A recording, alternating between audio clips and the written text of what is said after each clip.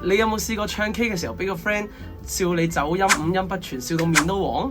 如果你都有呢個問題嘅話，一齊睇下呢段片點樣10分鐘之內教大家去唱翻準啲音啦。Hello， 大家好，我係 Free Singing HK 嘅創辦人 Tan Sir 啊。咁咧，我係一個歌唱教練嚟㗎。咁今日咧呢條片咧就想幫大家去首先重新認識過唱歌呢樣嘢。點解你唱歌會五音不全？點解你控制唔到音準？點樣去唱準翻啲音呢？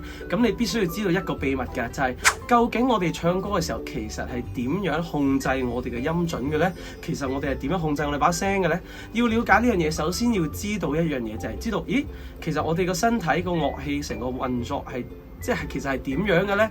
咁呢個你一定要首先有一個正確嘅認知，咁你唱歌嘅時候先至可以進步，同埋可以將本身唱得唔準嘅音唱翻準嘅。OK， 咁其實我哋人聲呢，首先你要了解，其實佢係一種樂器嚟嘅，其實佢都係同我哋平時演奏可能譬如吉他啊、小提琴啊、鋼琴啊，或者即係敲擊樂啊，或者咁樣都係一種樂器嚟嘅，又或者吹笛咁樣。咁究竟你知唔知其實人聲係一種咩樂器呢？其實人聲呢，佢既唔係敲擊樂，亦都唔係弦樂，佢係一種管樂嚟㗎。即係咩意思啊？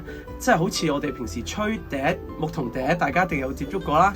又或者係 saxophone、長笛諸如此類，即係話佢係一個用吹氣嚟發出聲音嘅樂器嚟㗎。咁但係個問題嚟啦，咁我哋自己，但我睇唔到我自己個樂器喎，喺個身體入邊喎。咁首先你要搞清楚個問題，就係點解你唱歌音會唔準呢？就係你冇搞清楚其實我哋呢一個樂器點樣運作。就咁第一樣嘢就係我哋係點樣控制音準嘅呢？我哋唱歌由低音去高音，我哋嘅身體入邊個聲帶究竟發生咩事呢？首先大家要知道我哋呢一支笛或者一個管樂器，我哋嘅人聲嘅入邊嘅管道其實非常之複雜，但係essentially 最簡單嚟理解就係話，其實我哋唱歌嘅時候，我哋就好似喺吹緊氣嘅感覺，即係話我哋係用吹氣嚟發聲嘅。但係亦都唔係淨係吹氣，因為我哋個發聲樂器咧係可以開關嘅，即係我哋冇理由隨時長時間坐喺度呼吸嘅時候都會咁噶嘛。咁我哋可以開關噶嘛。咁但係我哋唱歌嘅時候係點樣開關嘅咧？我哋就係控制我哋個聲帶啦。咁我哋點樣去控制音準呢樣嘢嘅咧？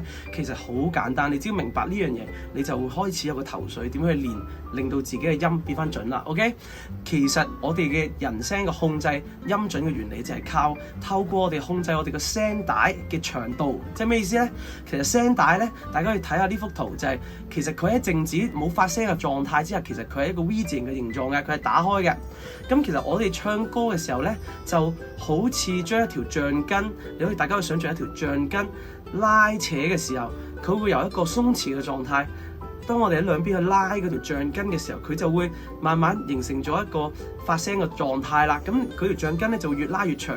我哋唱歌發聲嘅時候，當我哋越唱得越高音嘅時候咧，其實我哋個聲帶就會拉長。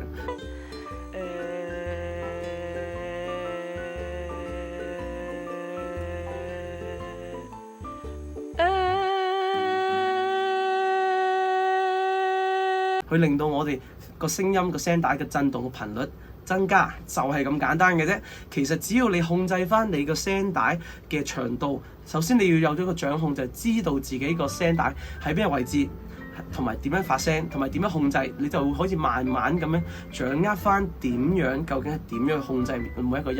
咁你唱嘅時候，你慢慢去練習嘅時候呢，就會越嚟越好噶啦。OK， 咁當然啦，唱歌呢樣嘢除咗控制個聲帶之外呢，就仲有好多嘢嘅，就包括點樣去咬字啊、運氣啊、感情啊，各樣嘢，其實共鳴嘅嘢都需要去注意嘅。咁但係今集嘅影片就先同大家解釋呢樣嘢。OK， 咁但係如果大家想睇更多嘅歌唱教學，同埋想我去拍一啲練聲嘅影片嘅咧，就記得喺下邊留言話我想要發聲練習。OK， 咁我就會下一次咧，如果見到有人數多咧，大家都想我去拍呢個片咧，我就會去製作一個片去俾大家去練習點樣去拉伸我哋嘅聲帶，去唱準翻啲音咯。只要你掌控翻呢一個聲帶控制嘅能力，你就可以越唱越準噶啦。OK， 咁如果大家有啲咩問題咧，歡迎喺下邊留言啦。同埋如果你想要嗰個影片嘅話咧，想我拍呢個影片，就記得下邊留言話我想要發聲影片咁樣啦。OK， 同埋大家有咩問題都可以下邊問我嘅喎。如果大家想知道更加多嘅歌唱教學嘅影片，可以喺樓下撳翻個訂閱掣，同埋撳翻個鈴鐘仔。咁咧同埋 share 俾你身邊中意唱歌嘅朋友，咁等佢哋可以接收到更加多嘅免費嘅歌唱教學咯。OK， 今日嘅時間就差唔多啦，我哋下一條片再見，拜拜。